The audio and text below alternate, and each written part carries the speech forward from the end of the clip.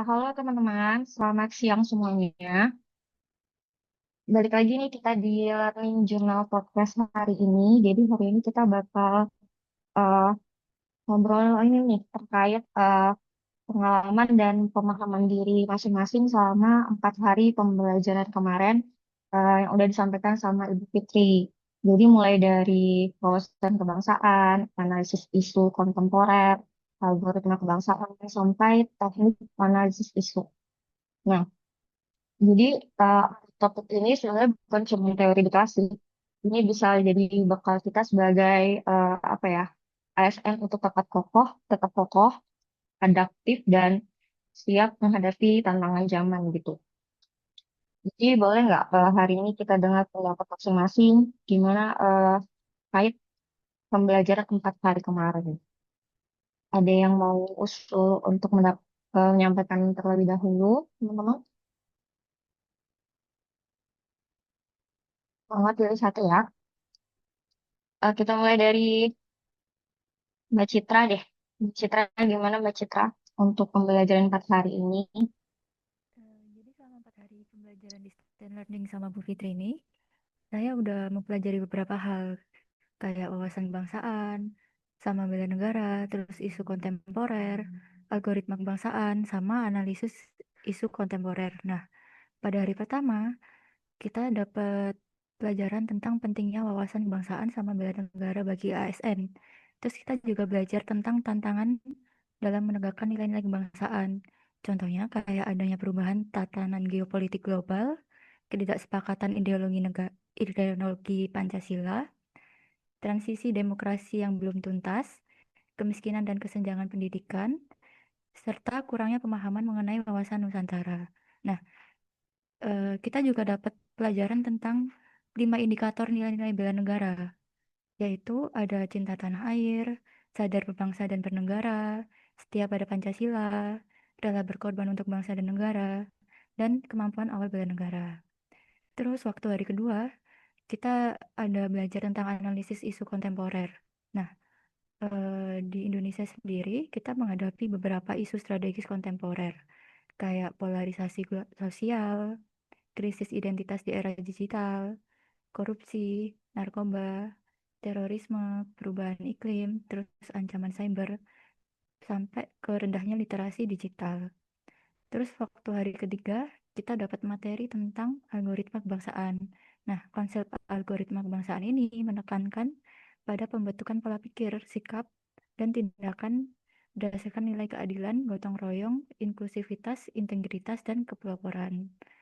Nah, ASN khususnya kita nih, generasi muda, berperan banget sebagai pelopor inovasi, pembawa narasi positif di media sosial, sama layanan publik yang inklusif. Terus hari terakhir atau hari ini, tadi kita dapat ilmu tentang metode penyelesaian dari isu kontemporer. Nah, ada dua metode penyelesaian nih, yaitu meliputi teknik APKL yang fokusnya itu sama kualitas, sama teknik USG yang fokusnya pada skala prioritas. Terus juga kita dapat materi tentang proses analisis isu, yaitu menggunakan metode problem tree sama fishbone diagram.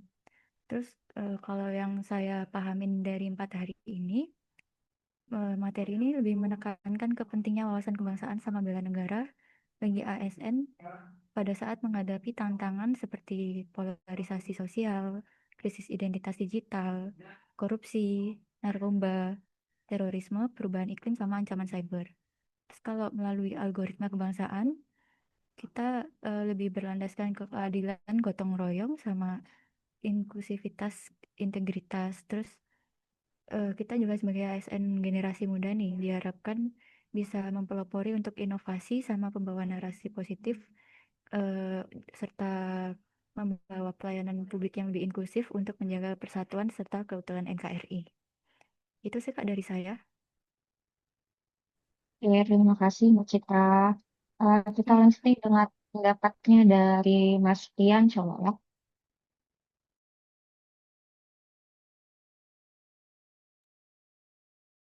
Oke, Mbak Firda. Kalau dari saya sih sejauh 4 hari ini saya belajar banyak hal ya. mengenai wawasan kebangsaan, bela negara, kemudian ada isu-isu kontemporer, ada teknik analisis isu, dan juga ada algoritma kebangsaan. Untuk yang wawasan kebangsaan dan bela negara, intinya sih kita sebagai ASN nggak cuma jago teknis, tapi punya jiwa kebangsaan yang kuat dan siap menghadapi tantangan zaman.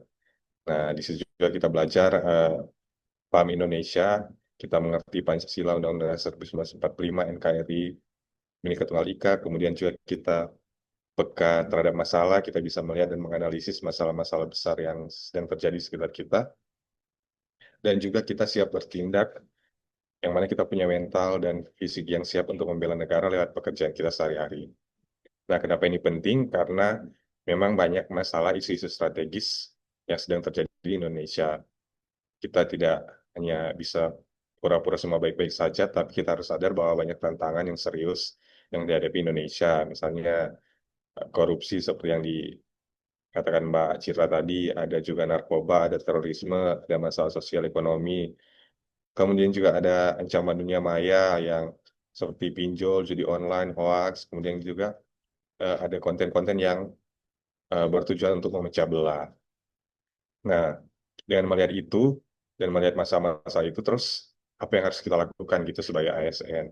Nah, situ di materi-materi sebelumnya juga kita belajar tentang bagaimana kita melakukan analisis isu, bagaimana kita melakukan identifikasi isu, kemudian kita memilih isu mana yang paling penting dengan teknik APKL dan teknik USG. Kemudian kita cari masalahnya, dan kemudian kita dapat menentukan jalan keluar penyelesaiannya. Nah, kemudian juga kita belajar tentang algoritma kebangsaan nih, yang mana ini adalah istilah keren untuk menanamkan dan menyebarkan nilai-nilai kebangsaan di era digital. Maksudnya apa nih? Maksudnya kalau algoritma media sosial kan kita misalnya scroll-scroll TikTok itu banyak konten-konten misalnya joget-joget gitu. Nah, algoritma kebangsaan ini kita tujuannya adalah membuat kita dan masyarakat semakin terpapar konten-konten positif mengenai kebangsaan gitu. Intinya sih itu ya. Kemudian tugas kita sebagai CPNS Bunda bukan cuma kita bekerja di kantor secara teknis, tapi juga kita menjadi agen perubahan dengan kita membuat dan menyebarkan konten-konten positif seperti tugas-tugas yang telah kita buat sebelumnya. Dan kita juga melawan hoax, kemudian kita melakukan pelayanan publik yang baik. Intinya itu ya. Jadi banyak hal yang kita pelajari itu yang membekal kita untuk melawan isu-isu kontemporer, isu-isu kebangsaan. Terima kasih, Mbak. Terima kasih Mas Rian. Selanjutnya kita dengar pendapat dari Mbak Nanda. Coba Mbak Nanda, silakan. Ya, terima kasih banyak ya Mbak Firda. Mungkin sama ya kayak teman-teman sebelumnya. Di Latsar CPNS ini kita memang banyak belajar soal wawasan kebangsaan, bela negara, analisis isu, serta algoritma kebangsaan. Nah, kalau dari saya, pandangan saya pribadi sih, kenapa kita perlu paham mengenai wawasan kebangsaan dan bela negara, karena Indonesia itu kan rumah kita bareng-bareng ya. Kalau nggak ngerti nilai dasarnya, yaitu Pancasila, Undang-Undang NKRI, serta Bhinneka Tunggal Ika, ya gampang ke bawah arus isu sampai bisa dipecah belah. Seperti yang kita tahu ya, bela negara itu nggak melulu angkat senjata, seperti yang udah kita sampaikan kemarin, tapi mulai dari disiplin kerja, anti korupsi, jaga netralitas, tolong menolong, sampai menjaga nama baik instansi. Kalau pandangan saya mengenai tantangan zaman sekarang atau isu-isu kontemporer itu, dunia itu berubah lebih cepat ya, kita dihadapi isu seperti korupsi, narkoba, bencana alam, seperti itu terus rendahnya literalitas baca atau literalitas digital, polarisasi dan krisis identitas kebangsaan itu ASN harus peka karena semua ini ujung-ujungnya nyentuh pelayanan publik. Terus cara menganalisis isu biar enggak kita asal teriak aja nih, kita diajarin metode APKL itu buat nilai kualitas isu dan USG itu buat tentuin prioritas itu tadi ya. Lalu kita bisa pakai problem tree, fishbone diagram, sampai gap analysis buat nyari akar masalah dan solusinya. Intinya sebelum bertindak kita harus paham dulu masalah dari hulu sampai ke hilirnya.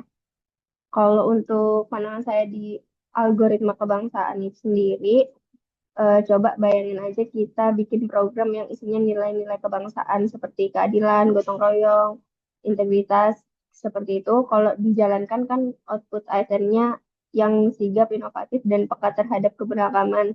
Caranya seperti apa ya? Seperti kita sebar konten positif, bikin narasi kebangsaan yang relate, dan kasih teladan di pekerjaan kita sehari-hari. Seperti itu sih. Kalau peran kita sebagai ASN muda menurut saya dorong inovasi layanan publik yang inklusif, jadi duta anti korupsi juga bisa, anti hoax, terus pro sama kerukunan, gunakan media sosial buat hal produktif, bukan adu debat yang nggak jelas gitu. Kalau kunci suksesnya sih mulai dari diri ya, mulai dari kecil, mulai dari sekarang. Bela negara itu kan bukan event tahunan, tapi kebiasaan harian. Jadi mulai dari tepat waktu melayani sepenuh hati sampai berani bicara kalau ada penyimpangan. Seperti itu sih. Oke, terima kasih Mbak Nanda. Selanjutnya kita dengar pengalamannya dari Mbak Fitri untuk hari ini gimana Mbak?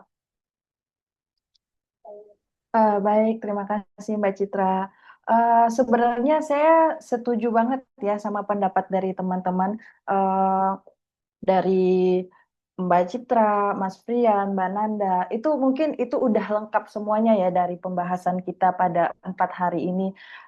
Di sini mungkin dari pembelajaran kita dari agenda pertama di hari pertama, kedua, ketiga, itu mungkin bertujuan untuk menimbulkan mental seorang ASN nantinya tuh seperti apa sih? Jadi kita harus dibekali oleh wawasan kebangsaan dan nilai bela negara. Kenapa wawasan kebangsaan dan bela negara itu penting banget dan jadi materi di awal nih? Karena wawasan kebangsaan itu sendiri kan bisa menjadi panduan kita sebagai ASN untuk bertindak. Misalnya kalau misalnya tanpa wawasan kebangsaan mungkin kita bisa kehilangan arah nih. Kemana sih kita akan misalnya kita arah kita terus jadi sebagai ASN tuh kita akan kuat gitu kalau misalnya kita tuh menanamkan wawasan kebangsaan dan bela negara itu di dalam diri kita. Nah, misalnya bela negara ini kan kita bisa menjadi ASN yang berintegritas, bekerja profesional, terus kita melayani masyarakat uh, dengan baik, itu kan juga termasuk dalam nilai-nilai berakhlak. Nah, itu sangat penting buat para CPNS-CPNS seperti kita ini. Selain itu juga uh, analisis isu kontemporer ini kan suatu informasi yang sangat cepat ya, apalagi di kalangan saat ini sosial media itu pasti semua orang menggunakan sosial media. Nah, dengan kita bersosial media itu diharapkan kita itu tidak dapat menggunakan sosial media itu dengan bijak. Mungkin kita men-share sesuatu yang bermanfaat, tidak terpengaruh oleh isu-isu negatif, dan kita kita menyampaikan isi sosial media kita itu uh, dengan baik gitu. Selain itu, untuk materi hari ini yaitu terkait teknik analisis isu. Nah, menurut saya ini tuh akan sangat berguna untuk kita ke depannya untuk menentukan materi aktualisasi kita. Di mana teknik analisis isu ini kan ada teknik yang berfokus pada ke APK, teknik APKL dan teknik USG. Nah, itu sangat kita bisa memilih salah satu dari teknik itu, di mana pada permasalahan-permasalahan yang ada di lingkungan kita dapat menentukan dengan teknik-teknik tersebut. Nah, selain itu juga kita bisa memecahkan masalah dengan yang namanya problem tree dan fishbone. Itu saja sih yang menurut saya materi-materi yang disampaikan pada keempat hari ini tuh sangat sangat bermanfaat untuk kita ke depannya sebagai seorang CPNS. Oke Mbak Fitri. Lanjut nih.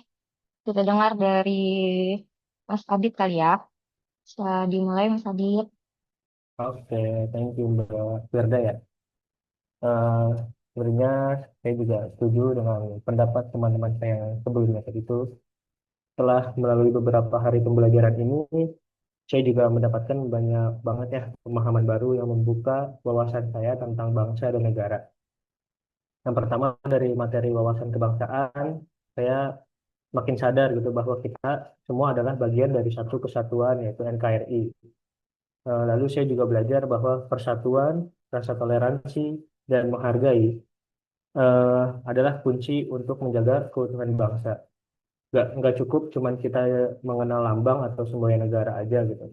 Tapi kita juga perlu menghidupkan nilai-nilainya dalam kehidupan kita sehari-hari. Lalu ada materi bela negara ya. Dari materi bela negara ini saya memahami juga bahwa mencintai tanah air sama kayak tadi Mbak Nanda, mencintai tanah air tuh bukan cuma sekedar berani mengangkat senjata atau cuma berani di medan perang gitu. Tetapi juga tindakan-tindakan kecil kita yang bermanfaat bagi masyarakat dan lingkungan sekitar. Misalnya ada kita disiplin dalam bekerja, mematuhi aturan, saling membantu, dan menjaga nama baik bangsa, itu juga salah satu dari bela negara gitu. Selanjutnya di materi analisis isu kontemporer, saya juga belajar untuk lebih peka terhadap masalah-masalah yang sedang dihadapi bangsa saat ini, baik itu isu sosial, politik, ekonomi maupun lingkungan. Saya jadi tahu cara melihat dari berbagai sudut pandang dan memahami dampaknya bagi masyarakat luas. Selanjutnya ada materi algoritma kebangsaan ya. Di materi ini saya juga mempelajari nih langkah-langkah yang sistematis untuk menyelesaikan persoalan, bahwa setiap masalah punya proses yang bisa diuraikan, dianalisis, lalu dicari solusi yang logis dan tepat sasaran. Dan untuk yang hari terakhir tadi ada materi teknik analisis isu ya. Nah, di materi ini saya mendapatkan keterampilan untuk dapat memilah informasi yang lebih relevan, lalu saya juga dapat menganalisisnya secara objektif dan menarik kesimpulan yang bisa saya gunakan untuk mendukung keputusan yang baik. Mungkin secara keseluruhan dari 4 hari pembelajaran kita di Zoom ini membuat saya merasa lebih siap untuk berkontribusi bagi bangsa, baik melalui pemikiran yang kritis, sikap yang positif, maupun tindakan nyata yang bermanfaat. Mungkin seperti itu, sih, Mbak Firda. Oke, terima kasih ya Mas Adit untuk pendapatnya. Kita next nih ke Mas Rio. Bagaimana Mas Rio pendapatnya? Ini mungkin udah sangat lengkap sekali ya teman-teman. Poin-poin yang disampaikan teman-teman tuh sudah sangat lengkap menurut saya, dan saya mungkin hanya menambahkan sedikit aja. Jadi selama pembelajaran beberapa hari ini memang kita dilengkapi dengan wawasan kebangsaan dan bela negara terlebih dahulu. Jadi dari itu sebagai dasarnya dulu untuk kita sebagai ASN. Setelah itu kita diberikan juga cara bagaimana membangkitkan wawasan kebangsaan maupun semangat bela negara untuk masyarakat yang lebih luas, itu melalui algoritma kebangsaan, sehingga kita bisa memberikan efek yang baik untuk masyarakat melalui kampanye dalam dunia digital maupun mungkin di kehidupan kita sehari-hari, tidak harus di kantor ya, di lingkungan perumahan kita atau dimanapun, lingkungan keluarga, sehingga kita bisa memberikan semangat bela negara juga untuk orang-orang di sekitar kita. Kemudian kita juga diberikan pembelajaran tentang analisis isu kontemporer yang tentunya sangat penting karena ini merupakan isu-isu yang sangat strategis yang akan kita hadapi juga, sehingga kita sudah diberikan bagaimana caranya dalam melakukan analisis isu-isu tersebut, sehingga sebelum menjadi hal yang bisa menyebabkan masalah, kita bisa melakukan antisipasi. Kemudian yang terakhir adalah teknik analisis isu.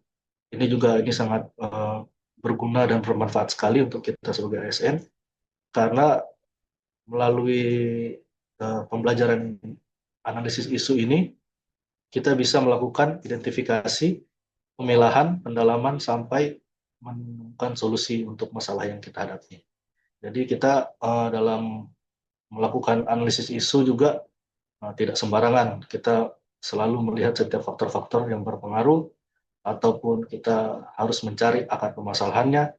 Jadi solusi yang kita cari itu bisa lebih tepat sasaran dan bisa menyelesaikan secara efektif dan efisien. Mungkin itu yang bisa saya sampaikan. Terima kasih. Oke, terima kasih ya Mas Ferdi untuk pendapatnya. Eh, Kalau ini menurut saya ya, jadi kayak 4 hari kemarin kita di Lasar itu kayak rasanya tuh campur aduk dan padat gitu.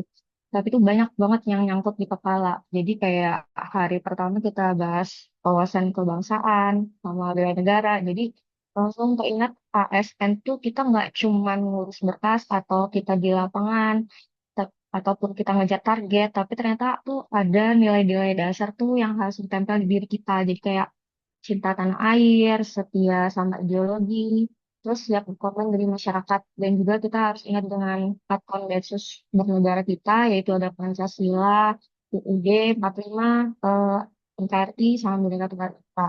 Terus di hari kedua, kan kita belajar analisis isu kontemporer nih.